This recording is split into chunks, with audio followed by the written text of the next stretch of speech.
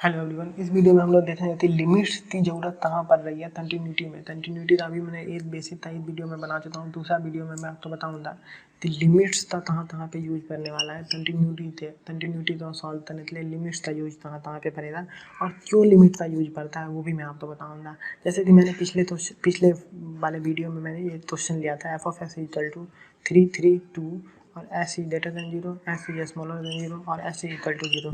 ये मैंने क्वेश्चन लिया था। तो आप ये देखिए कि जब मैंने उसका ग्राफ बनाया था तो मैं ये ऐसे बनाया था, यहाँ पे इनवैलिड था और यहाँ पे दाढ़ा था, यहाँ पे जीरो इंक्लूडेड था और यहाँ पे जीरो एक्सक्लूडेड था। तो ये तो बहुत ही आसान फंक्शन था, तो हम लोग ग्राफ बना पाए। हर क्वेश्चन का ग्राफ नहीं बन पाता है, ये भी हमें समझना पड़ेगा कि हर क्वेश्चन का ग्राफ नहीं बन पाया। तो हर क्वेश्चन का ग्राफ फिर हम लोग सॉल्व कैसे करें, तो तब रूल आता है लिमिट्स का। लिमिट्स के थ्रू हम लोग सॉल्व करेंगे। जिसका ग्राफ नहीं बन पाएगा उससे तो ये बहुत ही टफ फंक्शन आता है, क्वाड्रेटिक के फॉर्म में आया था और भी बहुत सारे फॉर्म में आते हैं, तो उसे हम लोग सॉल्व करेंगे। तो इसके थ्रू लिमिट्स का यूज वहाँ पे हम लोग करेंगे कंटिन्यूटी में। तो इस सबका ग्राफ हम लोग नहीं बना सकते हैं। ये बहुत ही आसान फंक्शन था तो ग्राफ बन पाए, बहुत ही कॉम्प्लेक्स फंक्शन भी बन जाता है जिसका ग्राफ आप नहीं बना पाइए, तो आप उसे कैसे फिर हम लोग करेंगे लिमिट्स के थ्रू। तो एक मैं आपको थोड़ा बेसिस बता देता हूँ, अगर आप लोग क्लास 11th में नहीं भी पढ़े हैं तो भी आपको समझ में आ जाए। तो लिमिट देखते हैं हम लोग, लिमिट क्या है वो हम लोग देखते हैं। तभी अगर दिया हो limit s tends to n, इसका क्या मतलब होता है। आप लोग वैसे तो आप लोग पढ़े ही होंगे इसे 11th में, पर मैं बेसिस के थ्रू आपको बता रहा हूँ। इसे हम लोग पढ़ते हैं s limit s tends to n, क्योंकि s जो है वो n की तरफ जा रहा है। इसका मतलब क्या हुआ, इसका ये मतलब हुआ s value is not equal to n, इस s value is closer to n। इसका ये मतलब हुआ कि s का वैल्यू है जो वो बस n के वैल्यू के पास है। जैसे कि मान लीजिए अगर मैं 5 लेता हूँ, n का वैल्यू 5 है, तो s का जो वैल्यू है ये कुछ 4.999 होगा या फिर 5.1111 होगा, 111 होगा। ठीक है, तो ये ऐसे है 5.999 या फिर 5.00001, ये इस फॉर्म में होगा। तो ये बस बहुत पास है ना 5 से। तो ये हम लोग ये करते हैं कि जब हम लोग तो पता लगाना होता है कि कंटिन्यूस है या नहीं है, तो हम लोग एकदम पास वाला लेफ्ट हैंड था और एकदम पास वाला राइट हैंड था साथ में लेते हैं।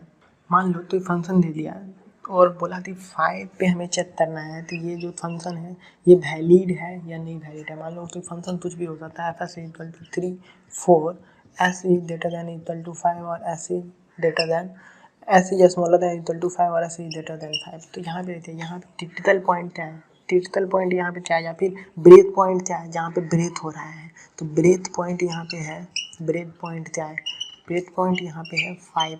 तो देखिए 5 पे देखिए, 5 पे ब्रेथ हो रहा है। यहाँ पे मतलब मान लीजिए यहाँ पे लिखा होता है यहाँ पे 3 और यहाँ पे 3, तो ब्रेथ पॉइंट हमारा क्या होता है 3 पे ब्रेथ हो रहा है। तो s ग्रेटर देन 3 पे हमारा वैल्यू अलग है और s smaller than equal to पे वैल्यू अलग है। तो हमारा ब्रेथ पॉइंट हो गया 3, क्योंकि वहाँ पे हमारा फंक्शन ब्रेथ हो जा रहा है, अलग अलग वैल्यू आ रहा है। तो वैसे अगर ब्रेथ पॉइंट मान लीजिए दे देता 5, अगर ब्रेथ पॉइंट दे देता 5 और फिर हमें बोलता कि पता लगाइए ये जो फंक्शन दिया है तो भी फंक्शन वो जो है ये कंटिन्यूस है या नहीं है। तो इसे लिमिट के थ्रू हम लोग कैसे बनाएंगे, तो हम लोग क्या करेंगे, s जो इक्वल टू जो भी वैल्यू है, जैसे कि 5 है उससे थोड़ा छोटा वैल्यू ले लेंगे, थोड़ा छोटा वैल्यू। तो जैसे कि s = 4.9999, ये सब थोड़ा छोटा वैल्यू हो गया।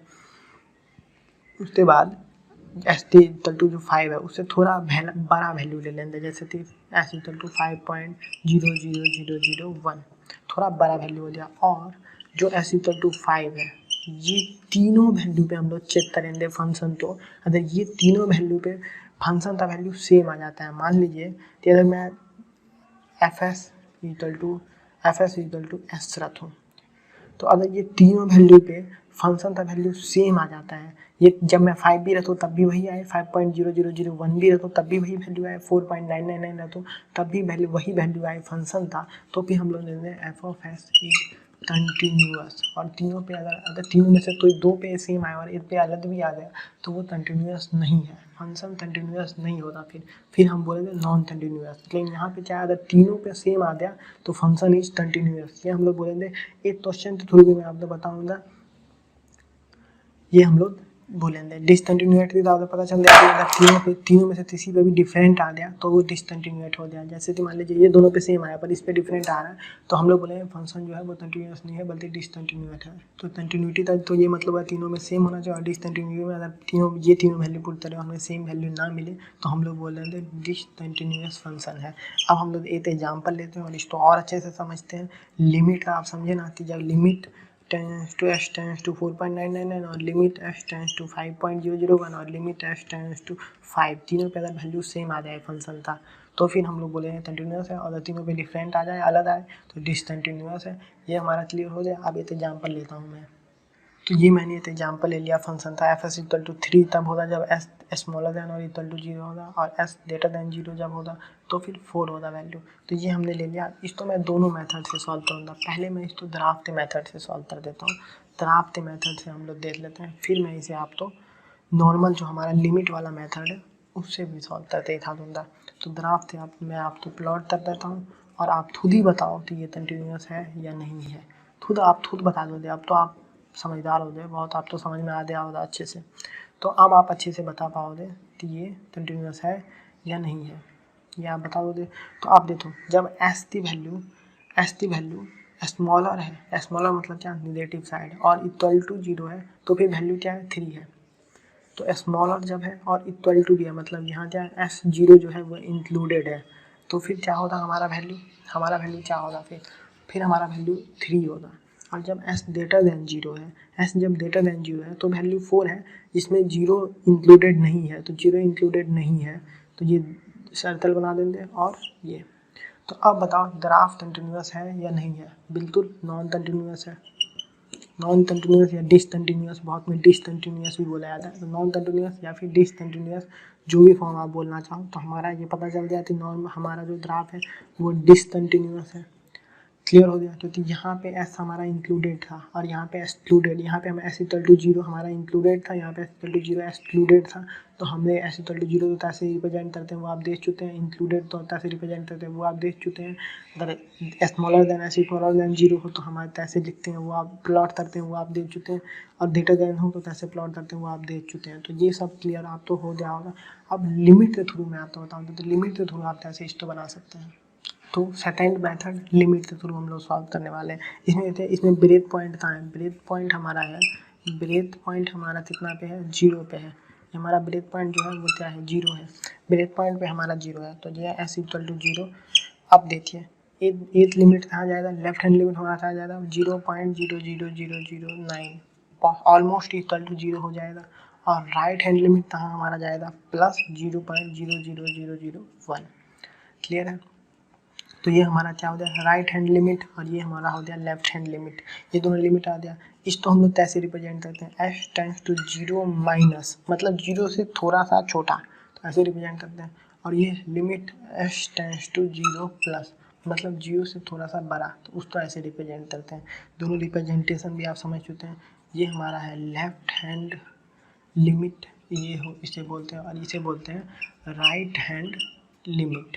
तो अब रिप्रेजेंटेशन आप देखिए, ये तो आप समझ रहे होंगे इतना कुछ मुश्किल नहीं था कि हमने एस से थोड़ा छोटा वैल्यू लिया तो -0.0009 और एस से थोड़ा बड़ा वैल्यू लिया तो प्लस 0.00001। अब हम लोग पुट करेंगे। तो अब आप पुट कैसे करेंगे वो आप देखिए पुट कैसे होगा। तो जब एफ एस इक्वल टू 0 जब हम लोग 0 डालते हैं पहले तो क्या करते हैं एक 3 जगह पे हम लोग चेक करेंगे। एक था -0.00009, एक प्लस 0.00001 और एक एस इक्वल टू 0। इस तीन एस इक्वल टू दिस और एस इक्वल टू दिस इस तीनों पे हम लोग चेक करेंगे। तो हम लोग तीनों पे अब चेक करते हैं। पहले 0 पे चेक कर लेते हैं। तो f इक्वल टू 0 पे एस इक्वल टू 0 पे क्या आएगा एस इक्वल टू 0 पे वैल्यू क्या है 3 है। एस इक्वल टू 0 पे वैल्यू क्या है 3 तो 3। अब f 0 से थोड़ा सा छोटा तो 0 से जब छोटा होगा तो यहाँ पे क्या रिप्रेजेंटेशन था s is smaller than equal to 0। तो अगर 0 से छोटा होता मतलब वैल्यू क्या आता 3 होता। तो एस इज स्मॉलर देन और इक्वल टू पे 0 एस इज स्मॉलर देन और इक्वल टू 0 पे वैल्यू 3 आ रहा है हमारा। तो जब एस इक्वल टू 0 था तो 3 आया। एस इज स्मॉलर देन 0 होता तो भी वैल्यू हमारे पास 3 आया था। और जब हमारा एस इज ग्रेटर देन 0 होगा तो हमारे पास वैल्यू आएगा 4।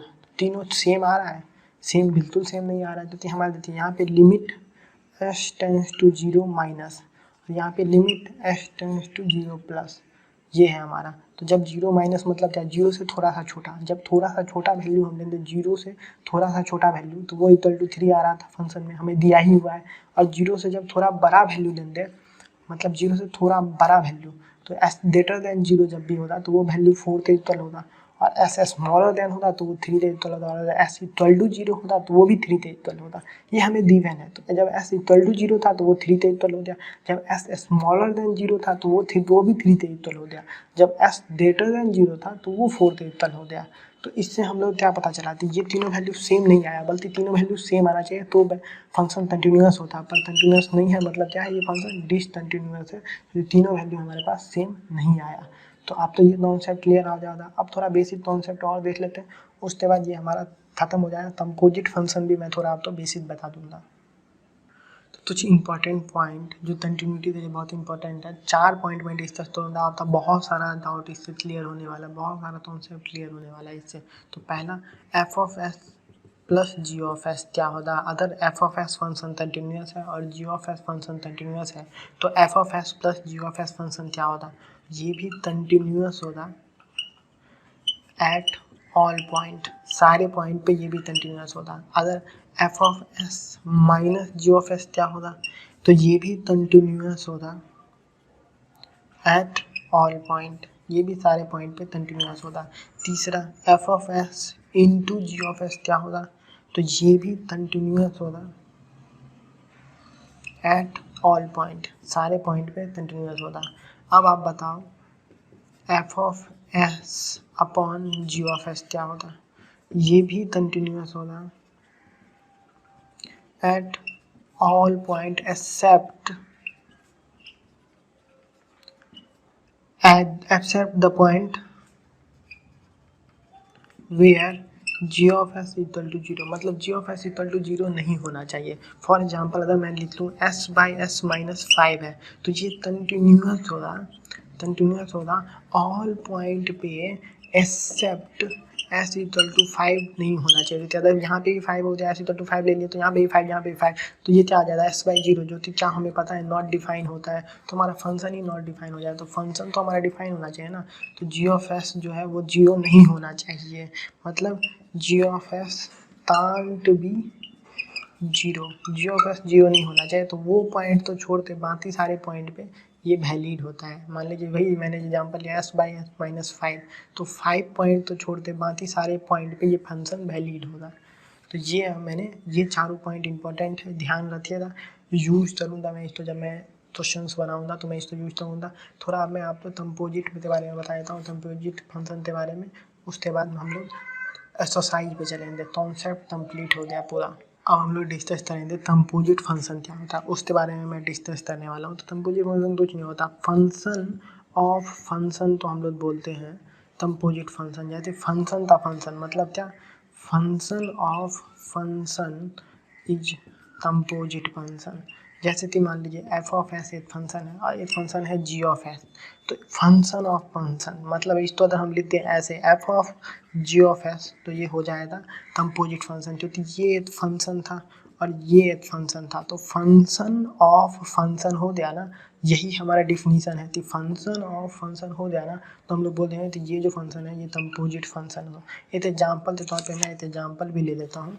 एग्जाम्पल के तौर पे मान लीजिए एफ ऑफ एस हमारे पास है 10s और जी ऑफ एस में क्या 10s ले लेता हूँ। ये 10s अलग है, ये 10s अलग है, तो ये हो गया हमारे पास। तो अगर हम लोग कंपोजिट फंक्शन में इसे लिखते हैं तो ये क्या होगा, f of g of s होगा। तो इसका रिप्रेजेंटेशन कैसे होगा, f of g of s, तो मतलब क्या, एफ ऑफ की जगह पे क्या है 10 इंटू एस की जगह पे क्या आ जाएगा 10s, ये आ जाएगा, क्योंकि f of g of s तो हम लोग एफ इंटू 10s आ जाएगा। तो इसे हम बोल सकते हैं क्या, कंपोजिट फंक्शन, इसे हम लोग बोल सकते हैं कंपोजिट फंक्शन। तो f of g of s हमारा हो जाएगा एस 10 इंटू 10s, ये हमारा हो जाएगा 10 इंटू 10s, इसे हम बोलते हैं कंपोजिट फंक्शन।